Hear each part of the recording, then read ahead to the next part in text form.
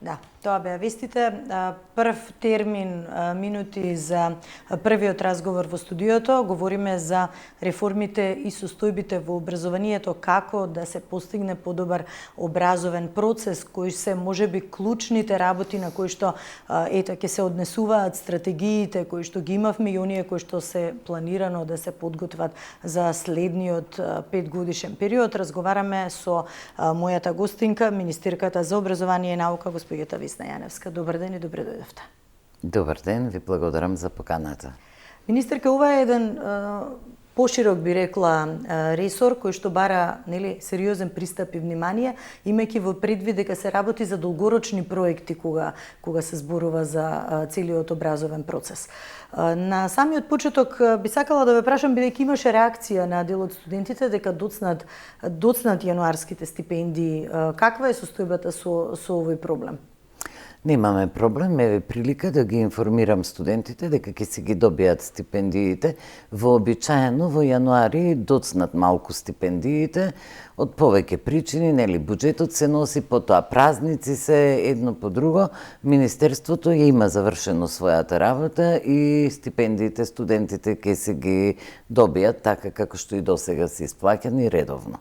Така, да не се грижате, е добра една информација на самиот почеток за нив. Ќе зборуваме за студентите, за студентскиот стандард, и за студентските домови, тема која што се актуализира, во секоја влада, бидејќи има таму одредени проблеми во однос на квалитетот на студентскиот стандард на живењето.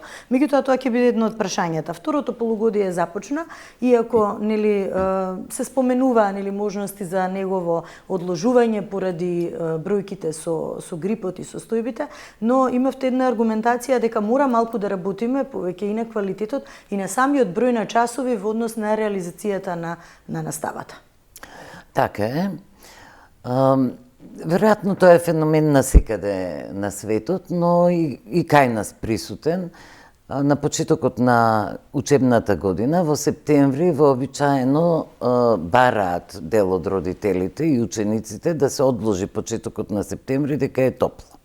Па на почетокот на второто полугодие повторно бараат родителите и дел од учениците да се одложи второто полугодие затоа што има грип. Па на крај на учебната година бараат да се скрати учебната година затоа што повторно е топло и ако сето тоа го исполниме, нашите ученици ќе одат на училиште 3 месеци. Фигуративно кажано. Тоа не е дозволиво. Не е дозволиво затоа што сите светски анализи покажуваат дека присуството на учениците во училиштето е многу важно за постигнување на нивниот успех, односно за подобрување на квалитет во образованието. Дополнително, јас многу пати сум кажала и ќе повторам затоа што сметам дека е важно. Учениците во Европската Унија до 15 години имаат 900 часа повеќе од нашите ученици. Нашите ученици не се разликуваат од децата во Европската Унија. Ние немаме генетски разлики, некој е попаметен, некој не во однос на нациите. И од тука сметам дека ако тие деца можат да постигнат, можат и нашите деца да постигнат, но факт е дека тие треба да бидат подолго време во училиште. За да бидат подолго време во училиште, ние направивме промени и во концепцијата за што беше континуитет на претходно донесената, за основно и правиме промени и за средно образование. Децата мора да се подолго во училиштата. Не може децата да бидат од 8 до 11 на училиште, оние најмалите, и да постигнуваат успех како што постигнуваат нивните врсници во високо развиените земји.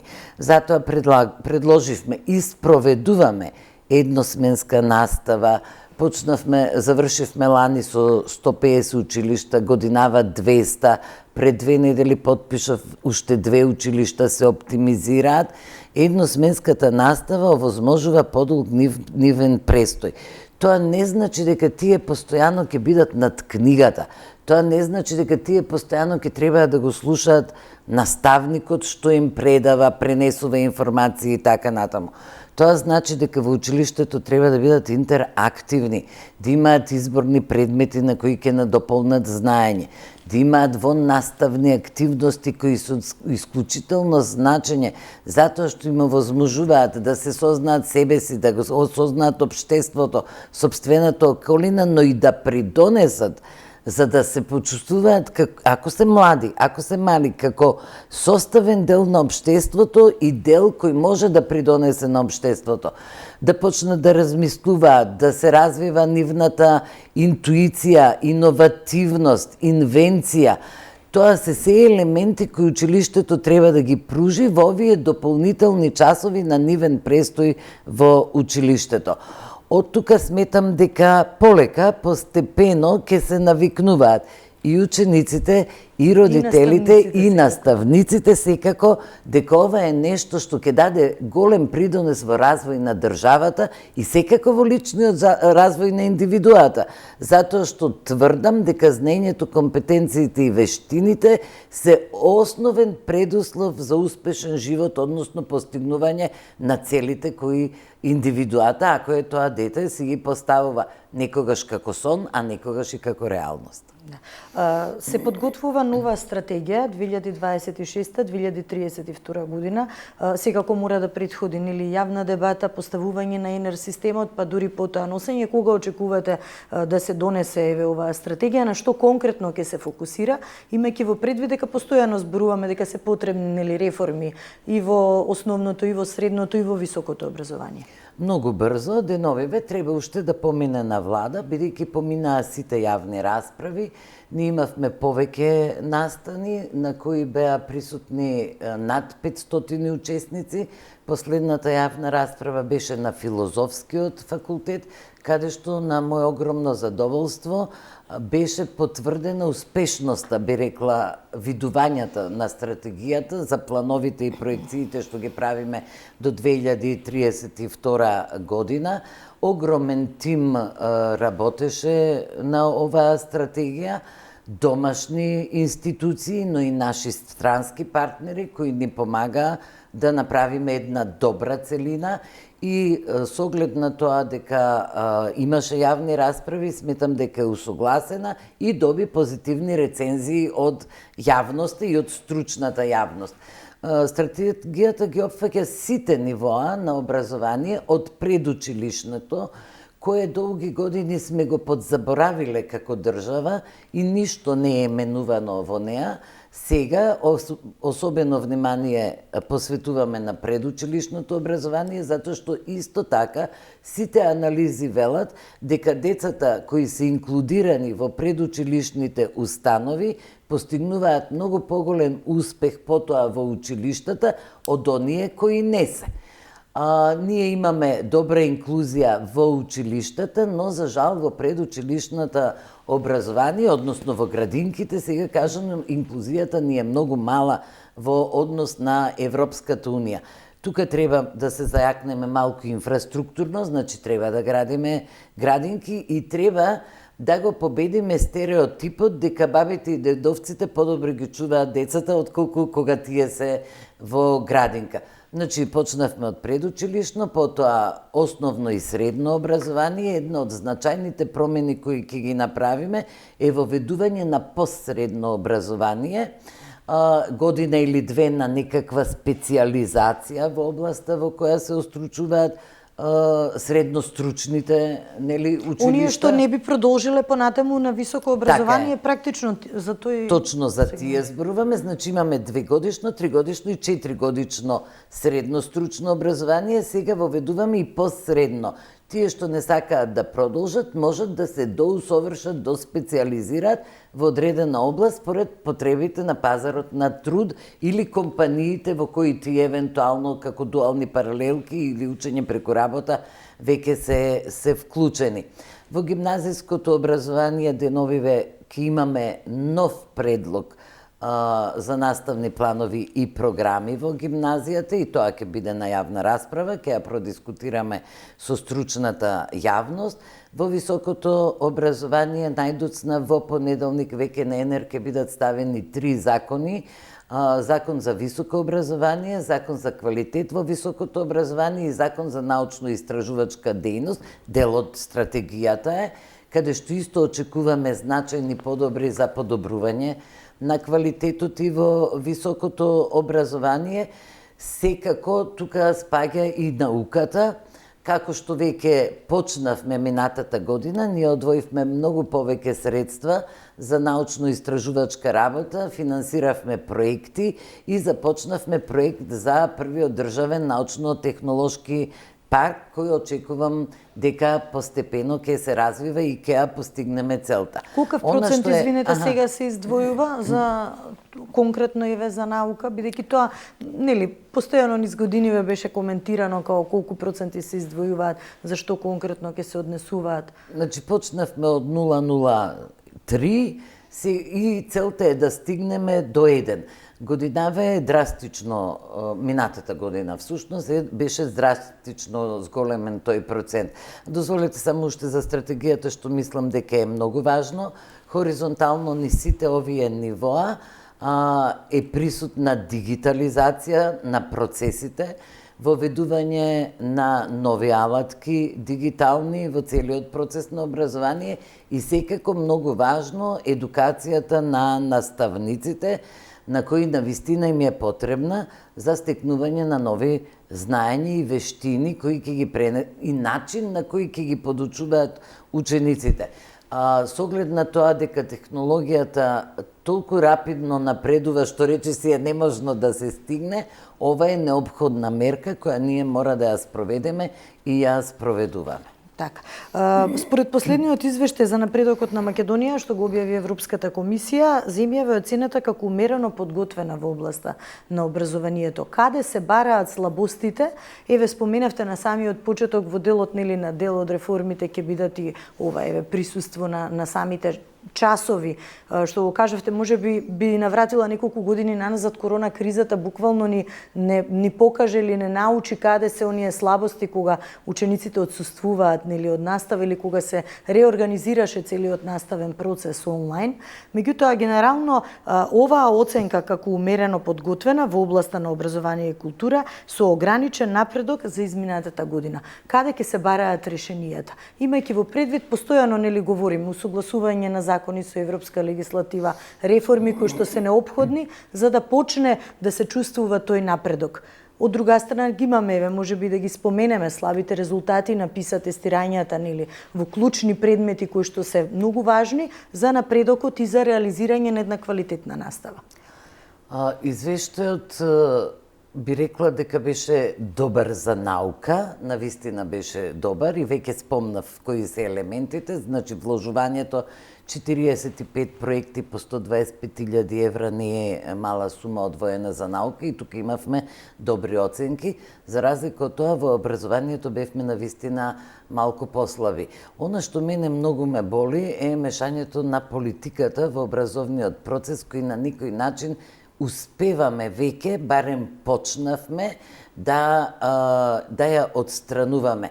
Може би ќе се сетите дека имавме предлог за нов закон за средно образование, кој потоа беше на некој начин закочен, па јас јас како министер, кога велам јас, нели, министерот за образование и наука, беше на некој начин принуден да се повлече и да направи измени и дополнувања на стариот закон, што не е добро решение и ние во текот на оваа година повторно ќе предложиме нов закон за средно образование кој ќе биде досреден така како што треба.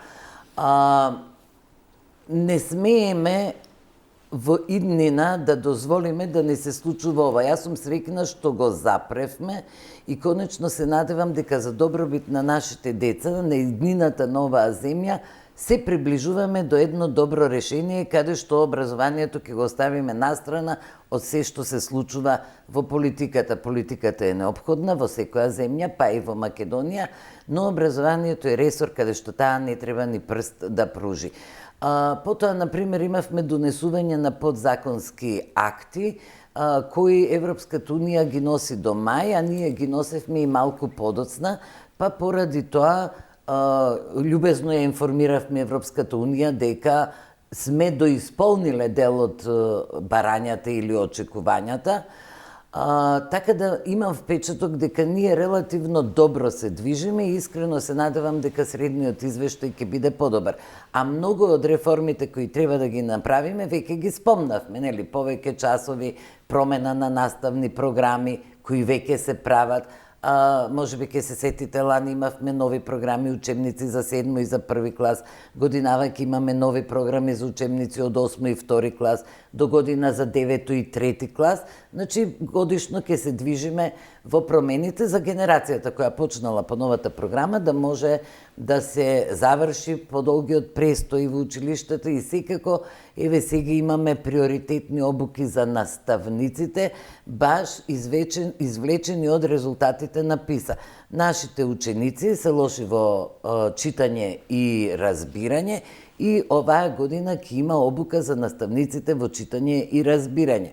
Спроведовме обука за воведување на вештачка интелигенција во образованието, со вклучени 900 наставници досега завршени, а сега сме во очекување на уште една обука на 700 наставници, така да мислам дека сме на добар пат, но, како што секогаш кажувам, во образованието за се треба време. И очекувам дека резултатите ќе ги видиме малку подоцна. Да. Најавивте, министерке, дека ќе има нов софтвер за плагијати како една алатка за откривање на оние, да кажем, магистерски и докторски трудови кои што ете на можеби на некој пократок пат некој сака да ги употреби, нели, за побрзо да го забрза тој процес.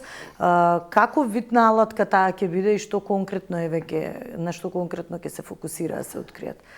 Она што во минатото се викаше, нели, софтвер за плагијати и плагиаризам, и во светот сега малку се менува поради присуството на вештачката интелигенција, која што може да се употреби во креирањето на одредени трудови и каде што генерално би излегол реален проблем кога ние би користиле класичен, оној застарен софтвер за плагиаризам. Затоа, во комуникација со стручни лица, професори од факултетите, кои ќе помогнат во изготвување на оваа платформа, ние се договоривме да направиме една платформа на која ќе бидат поставени сите магистерски трудови, исцело, така како што се објавени, и сите докторски трудови, со сите пропратни документи, пријавувањето, изборот на рецензенската комисија, учесниците во рецензенската комисија, рецензијата, сите тие ќе бидат јавно достапни. Тие и сега се јавно достапни, но во главном се видливи во билтените на универзитетите. Тоа е нешто кое го гледаат мал број луѓе кои се стриктно заинтересирани. Дури се случува професорите да не ги интересира целиот билтен, само одреден дел каде што се наоѓа некоја рецензија. Вака, кога сето ова ќе го ставиме да биде јавно видливо на целата јавност, значи на сите граѓани во државата, очекувам дека свесноста и на кандидатите, и на менторите, и на рецендентите за квалитетот ќе одржува едно постојано квалитетно ниво кое ќе се движи во нагорна линија. Она што сега ни се случува се озборувањата. Од таква анализа до сега и не сме можеле да направиме, дека имаме многу слични магистериуми, многу слични докторати, па има и дека се препишани магистериуми, препишани докторати. Значи, тој репозиториум на ова што јас го зборувам е веќе начелно договорен, воспоставен и очекувам во најдоцна период од 1 година да биде веќе во употреба, а ќе влезе во Законот за научно-истражувачка дејност. Дополнително, универзитетите си имаат репозиториуми за сите објавени трудови на професорите кои се бават со научно-истражувачка работа.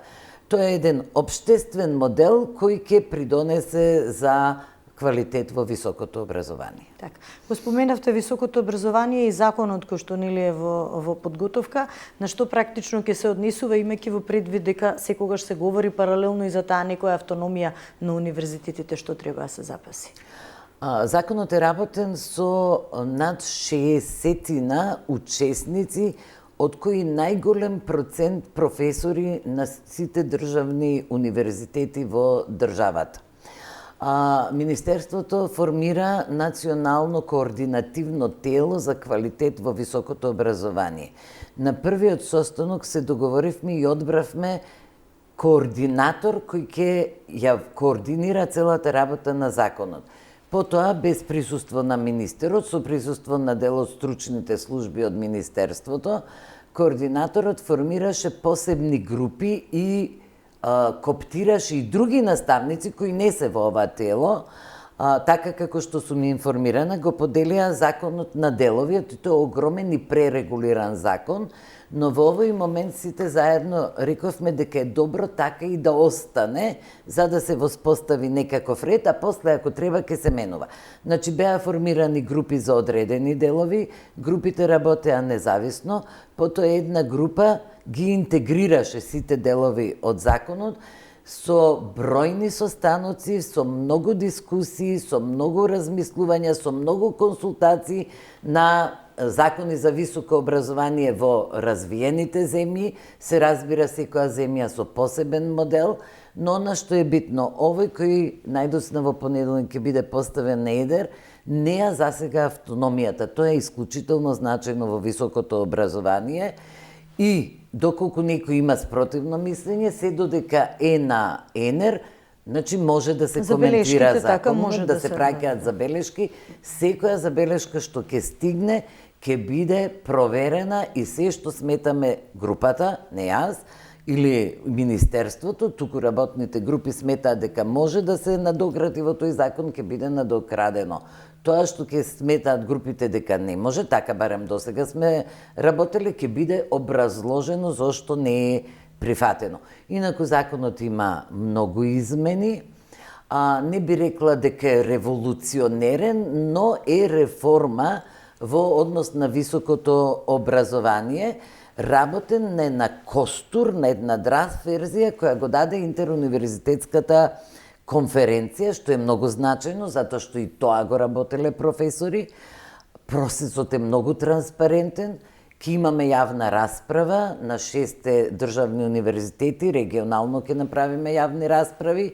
Предпоставам дека ќе има јавна расправа и во собранието и би сакала, ако е можно, тоа би била една убава обштествена цел не на министерот и министерството, да се донесе со консензус, затоа што ако е донесен, треба и да се имплементира, а имплементацијата ќе гарантира успех. Да.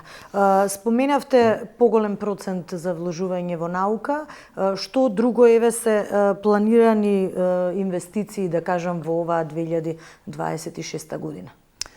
Во 2026 имаме голема амбиција.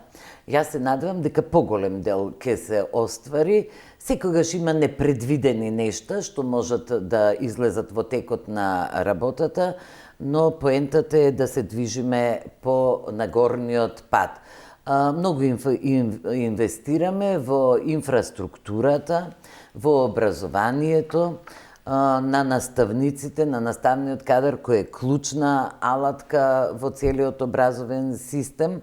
Еве она што мислам дека ќе ги интересира граѓаните и што е значајно кога станува за високо образование и наука, конечно се откочи и тргна процесот на доградба на двете згради, на ФИНК и ФФК, оние две згради од кампусот на УКИМ, кои 10 години стојат така како карабина, на временските услови кои ги оштетуваат и уништуваат.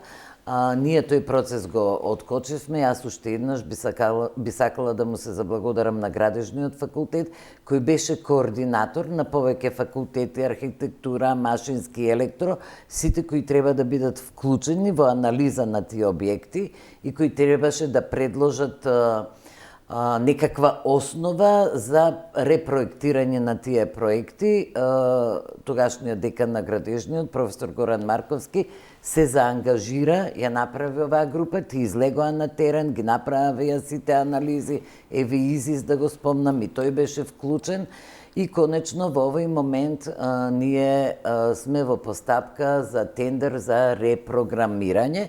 Кога тој ќе заврши, ќе можеме веќе да почнеме и со доградба, реконструкција, изградба на тие објекти. Тоа е нешто многу значајно.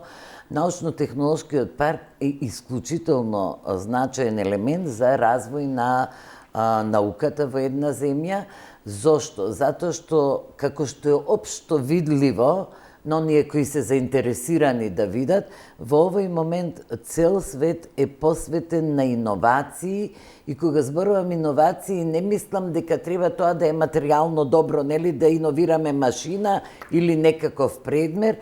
Предмет иновациите се и во процесите, и најценето и платено, ако сакаме да кажеме, се тие проекти во иновациите. Научно-технолошкиот парк би овозможил такво нешто, значи иновации, но и вклучување на младите, односно студентите, идните истражувачи, ќе им го покаже патот и ќе им овозможи како да стигнат до такво нешто. Во пониските нивоа, лани инвестиравме 64 милиони за инфраструктурни објекти во основното и средното училиште. Изградивме 8 објекти за една година за проширување на училишните капацитети. Годинава околу 160 проекти, што опфаќа не само градба на училишта, градба на спортски сали, поставување на фотоволтаични панели, поставување на интернет инфраструктура, вклучувајќи мрежна опрема, смарт табли, интерактивни табли, многу таблети за учениците. Се ова се прави паралелно и тоа е огромна тешкотија во работењето, но немаме време да одиме стапка по стапка, а и сите нивоа се различни и во сите нивоа треба да се работи паралелно. Студентските домови, каков е планот за реализација, бидејќи отпочнете работата на дел од нив, меѓутоа докаде се и кога може да се очекува навистина конкретно идејно решение да биде реализирано до крај и да се обезбедат онакви убави и квалитетни услови за студентите кои што живеат во нив? Мене ми е жал што морам да кажам дека до денешниот ден во суштина сите 9 студентски дома требаше да бидат реконструирани. Состојбата е таква каква што ја затекнавме. Откочивме реновирањето на Кузман, кој реално и беше веќе почнат кога ние дојдовме на власт, но затоа Стеф Наумов не беше. Ги откочивме тие процеси и очекувам до 1 септември тие 2 дома веќе да влезат во употреба. За да можеме што побрзо да ја сработиме работата која веќе требала да биде сработа, во процес сме кога планираме објавување на јавен повик за другите 2 лота. Тие биле поделени во 3 лота, првиве 2 се овие, сега треба да има 2. Тоа можело да оди едно по друго, но бидејќи доцниме, сега ќе оди паралелно. И откако ќе се заврши таа постапка која не е баш кратка, не може да има и замерки, жалби и така натаму.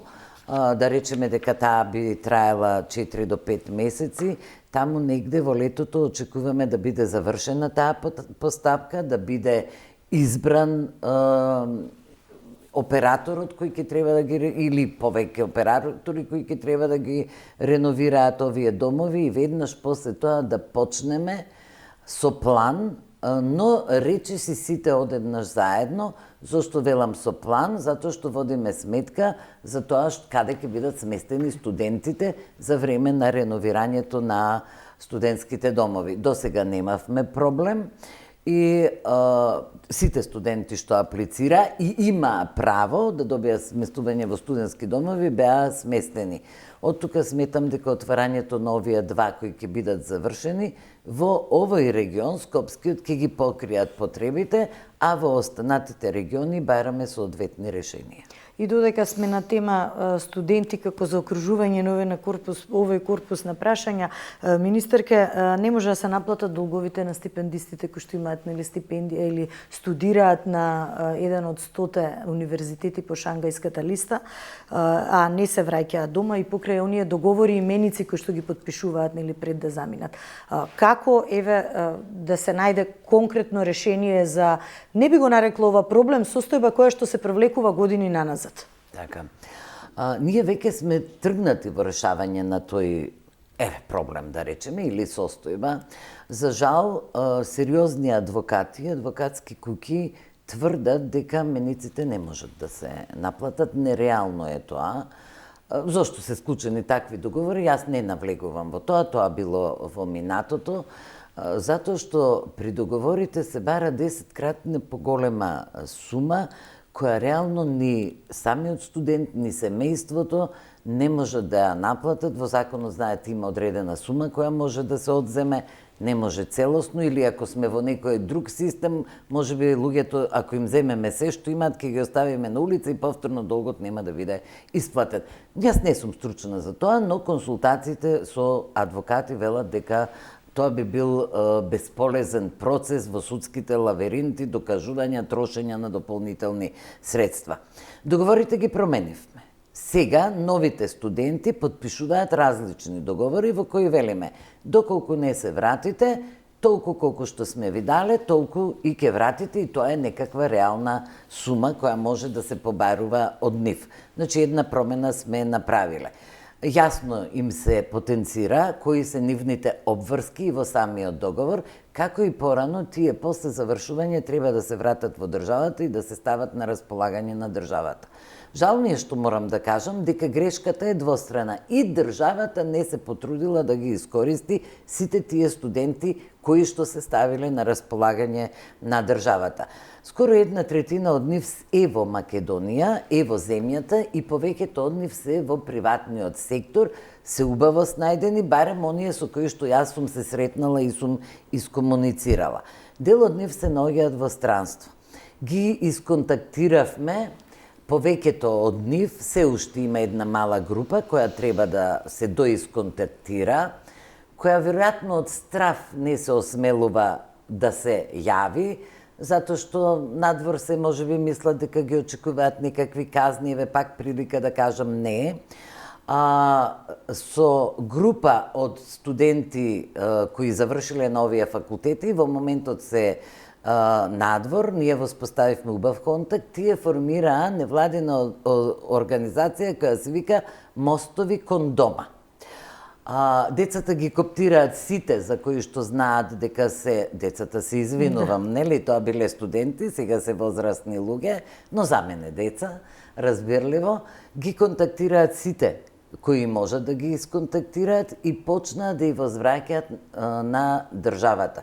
Извештаот за нивната работа лани се наоѓа на веб страната на МОН, она што сработили и се уште работат со Министерството за здравство. Во проект се да работат со Министерството, со нашето Министерството за образование и наука, со Заводот за статистика, со театар комедија, ако сум сгрешила се извинувам, но со еден од театрите. Работат со неколку средно-стручни училишта. Во главном тоа е информатичка работа, но многу корисна за државата. Тоа го прават бесплатно и ако се израчунаат часовите кои тие ги сработиле за овие проекти, тие и вложиле, односно враќаат во сопствената земја. Сметам дека тоа е еден убав, ненасилен начин да побараме од нив да возвратат и да и помогнат. И она што мене ме воодушеви, сите тие деца сакаат, доброволно сакаат да и се одолжат на својата земја и својот народ за она што го добиле, а можеби никогаш не би можеле да го добијат ако не била државата да им помогне.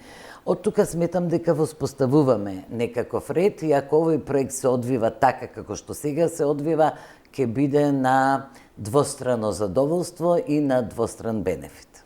Но мора сепак да заклучиме дека мора да се направат некои промени за да не биде дека само се даваат пари, се одлеваат средства, а потоа ни се враќаат.